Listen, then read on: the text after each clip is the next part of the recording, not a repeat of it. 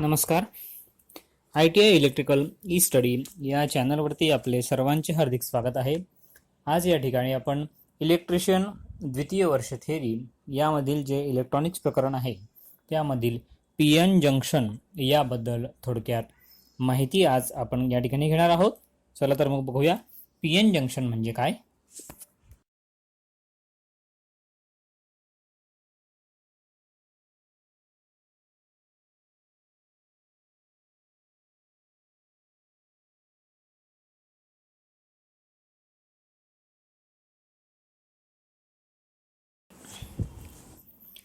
PN junction ज्यावेळेस जो P type semiconductor आहे हा पी टाईप सेमीकंडक्टर आणि एन टाईप सेमीकंडक्टर असे दोन्ही म्हणजे पी आणि एन टाईप सेमीकंडक्टर एका विशिष्ट प्रकारे जर जोडले गेले तर जो जोडणारा जो भाग आहे त्या जोडणाऱ्या भागाला आपण PN जंक्शन असं म्हणतो.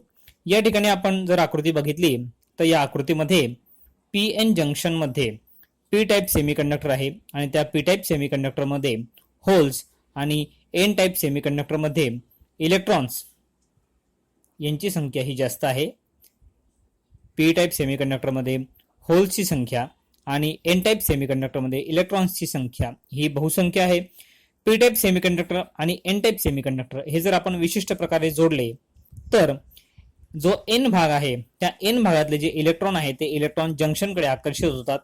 त्यामुळे जो एन भाग आहे त्या एन भागामध्ये जे इलेक्ट्रॉन्स आहे त्या इलेक्ट्रॉनची संख्या ही कमी होते आणि कमी झाल्यामुळे एन भाग हा पॉझिटिव्ह चार्ज धारण करतो.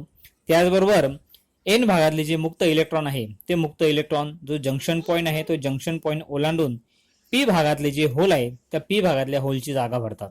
त्यामुळे जो पी भाग आहे त्या पी भागामध्ये होलची कमतरता होते आणि होलची कमतरता झाल्यामुळे त्या ठिकाणी इलेक्ट्रॉनची संख्या ही वाढत असते. इलेक्ट्रॉनची संख्या वाढल्यामुळे हा जो पी भाग आहे हा पी भाग निगेटिव्ह चार्ज धारण करतो. आता जर आपण बघितलं की जंक्शन पॉइंट जो आहे त्या जंक्शनच्या एन भागातील होल्स हे पी भागातील होल्सला दूर ढकलतात म्हणजे त्या ठिकाणी सारखा चार्ज असतो. तर पी भागातले जे इलेक्ट्रॉन्स आहे ते पी भागातले इलेक्ट्रॉन्स एन भागातल्या इलेक्ट्रॉन्सला दूर ढकलतात कारण त्या ठिकाणी सारखा चार्ज आहे. त्याच्यामुळे ते एकमेकांना दूर ढकलतात. त्यामुळे जो इलेक्ट्रॉन्स आहे त्या इलेक्ट्रॉन्सच्या वहनाला एक प्रकारचा त्या ठिकाणी अडथळा निर्माण होतो आणि हा जो अडथळा आहे म्हणजे जो प्रतिबंध आहे त्यालाच आपण पोटेन्शियल बॅरियर किंवा जंक्शन बॅरियर असं म्हणतो. इलेक्ट्रॉनच्या वहनाला जो काही अडथळा या ठिकाणी निर्माण होतो त्याला आपण पोटेन्शियल बॅरियर किंवा जंक्शन बॅरियर असं म्हणतो. हे जे पोटेन्शियल बॅरियर आहे हे पोटेन्शियल बॅरियर 0.1 व्होल्ट ते 0.3 व्होल्ट एवढं असतात. हा जो अडथळा आहे हा अडथळा फक्त जंक्शन जवळच असतो. हा जो पोटेन्शियल बॅरियर किंवा जंक्शन बॅरियर म्हणजे हा जो अडथळा आहे हा अडथळा फक्त जंक्शन जवळ असतो. जंक्शनचा भाग जर आपण सोडला जंक्शनचा हा भाग जर सोडला तर दोन्ही बाजूला सेमीकंडक्टर असूनही ते उदासीन असतात. जंक्शनचा भाग जर सोडला तर दोन्ही बाजूला सेमीकंडक्टर असून देखील ते या ठिकाणी उदासीनच असतात. जंक्शनमध्ये हा जो जंक्शन आहे त्या जंक्शनमध्ये ज्या भागामध्ये पॉझिटिव्ह आणि निगेटिव्ह चार्ज आहेत त्या भागाला आपण डिप्लिशन लेअर असं म्हणतो. जंक्शनमध्ये ज्या भागामध्ये पॉझिटिव्ह चार्ज आणि निगेटिव्ह चार्ज असतो अशा भागाला आपण डिप्लिशन लेअर असं म्हणत असतो.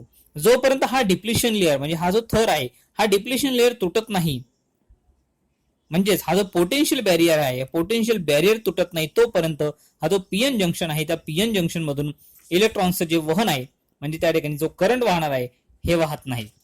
मग हा जो सिलिकॉन आहे या सिलिकॉन या सेमीकंडक्टरचं पोटेन्शियल बॅरियर व्होल्टेज सिलिकॉन हा जो सेमीकंडक्टर आहे या सिलिकॉन सेमीकंडक्टरचं पोटेन्शियल बॅरियर व्होल्टेज हे 0.7 व्होल्ट तर जर्मेनियम जो आहे त्या जर्मेनियमचं बॅरियर व्होल्टेज हे 0.3 व्होल्ट असं असतं. असा हा जो PN जंक्शन आहे तर PN जंक्शन म्हणजे काय तर पी टाईप सेमीकंडक्टर आणि एन टाईप सेमीकंडक्टर हे जर एका विशिष्ट प्रकारे जोडले गेले तर जोडणारा जो भाग आहे त्या जोडणाऱ्या भागाला PN जंक्शन असं म्हणतात. आता आपण बघू की PN जंक्शनची जी बायसिंग आहे तर बायसिंग म्हणजे काय. आता आपण बघूया PN जंक्शन बायसिंग. तर PN जंक्शन बायसिंग म्हणजे काय. जो PN जंक्शन आहे त्या PN जंक्शनला बाहेरून जो सप्लाय पुरवला जातो PN जंक्शनला बाहेरून सप्लाय पुरवण्याची जी पद्धत आहे त्या पद्धतीला आपण बायसिंग असं म्हणतो. पीएन जंक्शनला बाहेरून जी सप्लाय पुरवण्याची पद्धत आहे त्या सप्लाय पुरवण्याच्या पद्धतीला आपण बायसिंग असं म्हणतो. या पीएन जंक्शनला सप्लाय पुरवण्याची जी पद्धत आहे त्याच्या म्हणजे बायसिंगची जी पद्धत आहे त्या दोन पद्धती आहेत. पहिली आहे फॉरवर्ड बायसिंग आणि दुसरी आहे रिव्हर्स बायसिंग. पीएन जंक्शनला सप्लाय पुरवण्याच्या म्हणजेच बायसिंगच्या दोन पद्धती आहेत. पहिली पद्धत आहे ती म्हणजे फॉरवर्ड बायसिंग आणि दुसरी पद्धत आहे ती म्हणजे रिव्हर्स बायसिंग. आता आपण माहिती घेऊया फॉरवर्ड बायसिंग म्हणजे काय. आता आपण फॉरवर्ड बायसिंग बघूया. ज्यावेळेस जी बॅटरी आहे त्या बॅटरीचं पॉझिटिव्ह टर्मिनल हे पीएन जंक्शनच्या पी भागाला आणि बॅटरीचं निगेटिव्ह टर्मिनल पीएन जंक्शनच्या एन भागाला जोडलं जातं. अशी जी जोडणी आहे त्या अशा जोडणीला आपण फॉरवर्ड बायसिंग म्हणतो. ज्यावेळेस पीएन जंक्शनच्या पी भागाला बॅटरीचं पॉझिटिव्ह टर्मिनल आणि एन भागाला बॅटरीचं निगेटिव्ह टर्मिनल जोडलं जातं अशी जी जोडणी आहे अशा जोडणीला आपण फॉरवर्ड बायसिंग असं म्हणतो. मग ज्यावेळेस बॅटरीचं व्होल्टेज चालू केलं जातं त्यावेळेस जो पी भाग आहे त्या पी भागातले जे होल्स आहे ते पी भागातले होल्स की जे मेजॉरिटी कॅरियर असून पॉझिटिव्ह चार्ज असतात ते पॉझिटिव्ह चार्जमुळे प्रतिकर्षित होतात. त्याचबरोबर एन भागातले जे इलेक्ट्रॉन्स आहे ते एन भागातले इलेक्ट्रॉन्स मेजॉरिटी कॅरियर असूनही निगेटिव्ह चार्ज आहे व ते बॅटरीच्या निगेटिव्ह चार्जमुळे प्रतिकर्षित होतात. हे दोन्ही होल्स आणि इलेक्ट्रॉन्स हे प्रतिकर्षणामुळे जो जंक्शन आहे त्या जंक्शनकडे जाऊन जंक्शन पॉईंट ओलांडतात. त्यामुळे त्या ठिकाणी जो डिप्लेशन लेअर आहे त्या डिप्लेशन लेअरची जी जाडी आहे ती डिप्लेशन लेअरची जाडी हळूहळू कमी होते आणि ती जाडी हळूहळू कमी होऊन जो डिप्लेशन लेअर आहे तो डिप्लेशन लेअर तुटतो आणि जंक्शन पॉईंट आहे म्हणजे जो जंक्शन आहे त्या जंक्शन मधून करंट व्हायला सुरुवात होते. आणि हा जो करंट आहे या करंटला आपण फॉरवर्ड बायसिंग असं म्हणतो. जंक्शनला दिलेला जो व्होल्टेज आहे तो जंक्शनला दिलेला व्होल्टेज हा जर्मेनियम सेमीकंडक्टरला 0.3 व्होल्ट आणि सिलिकॉन सेमीकंडक्टरला 0.7 व्होल्ट पेक्षा जास्त व्होल्टेज बॅटरी मार्फत जर दिला तर पोटेन्शियल बॅरियर हा नष्ट होतो आणि हा अडथळा नष्ट झाल्यामुळे जास्त प्रमाणात होल्स आणि जे इलेक्ट्रॉन्स आहे ते जंक्शन ओलांडून एकमेकांकडे जातात. हे जे इलेक्ट्रॉन्स आहेत हे इलेक्ट्रॉन्स दुसऱ्या बाजूच्या होल्सकडे जातात परंतु त्या ठिकाणी नवीन होल्स तयार होतात. इलेक्ट्रॉन्स हे दुसऱ्या बाजूच्या होल्सकडे गेल्यानंतर त्या ठिकाणी नवीन होल्स तयार होतात आणि या होल्सची जागा बॅटरीचं जे निगेटिव्ह टर्मिनल आहे त्या बॅटरीच्या निगेटिव्ह टर्मिनल पासून आलेले इलेक्ट्रॉन्स घेतात. अशा प्रकारे जी बॅटरी आहे त्या बॅटरीच्या निगेटिव्ह टर्मिनलकडून पॉझिटिव्ह टर्मिनलकडे करंट वाहतो. म्हणजेच हा करंट पॉझिटिव्ह टर्मिनलकडून निगेटिव्ह टर्मिनलकडे वाहतो. फॉरवर्ड बायसिंग मध्ये जो जंक्शन आहे त्या जंक्शनचा रेजिस्टन्स हा कमी असतो. फॉरवर्ड बायसिंग मध्ये जो जंक्शन आहे त्या जंक्शनचा रेजिस्टन्स हा कमी प्रमाणात असतो. आता आपण पुढे बघूया रिव्हर्स बायसिंग.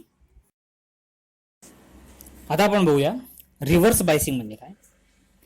अगोदर बघितलं आपण फॉरवर्ड बायसिंग. त्या फॉरवर्ड बायसिंग मध्ये बॅटरीचं पॉझिटिव्ह टर्मिनल हे पीएन जंक्शनच्या पी भागाला आणि निगेटिव्ह टर्मिनल पीएन जंक्शनच्या एन भागाला जोडलेलं होतं.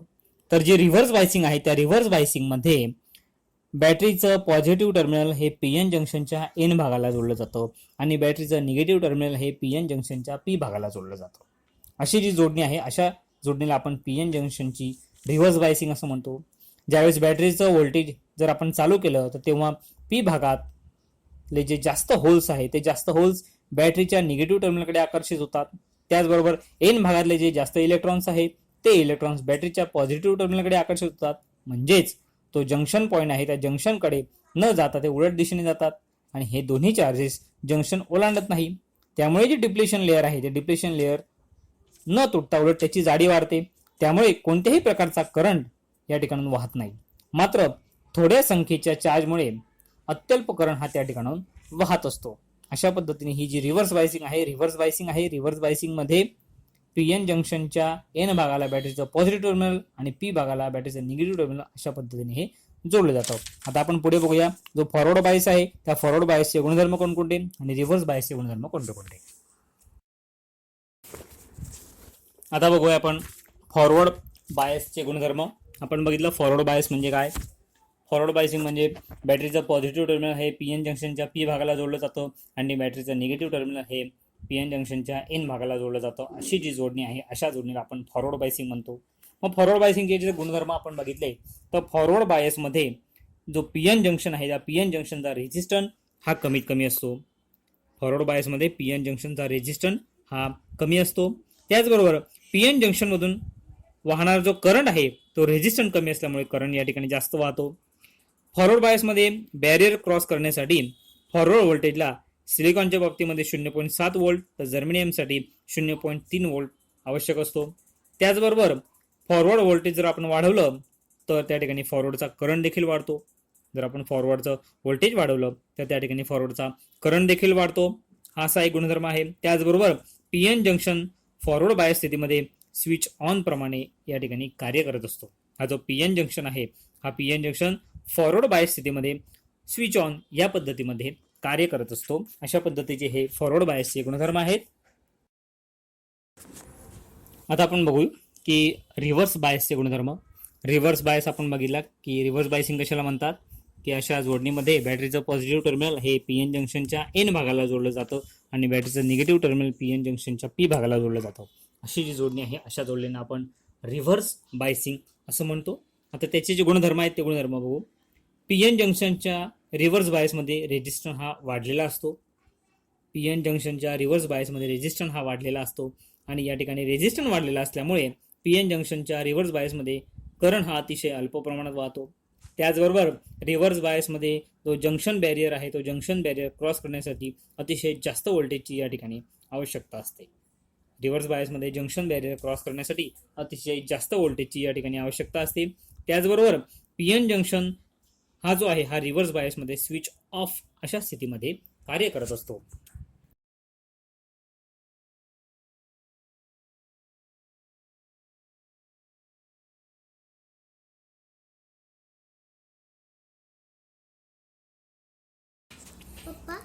आज या ठिकाणी आपण पी एन जंक्शन म्हणजे काय, त्याचबरोबर पी एन जंक्शन बायसिंग म्हणजे काय, त्याच्या पद्धती कोणकोणत्या, फॉरवर्ड बायसिंग आणि रिव्हर्स बायसिंग, त्याचबरोबर फॉरवर्ड बायसचे गुणधर्म आणि रिव्हर्स बायसचे गुणधर्म कोणकोणते आहेत याबद्दल थोडक्यात माहिती घेतली.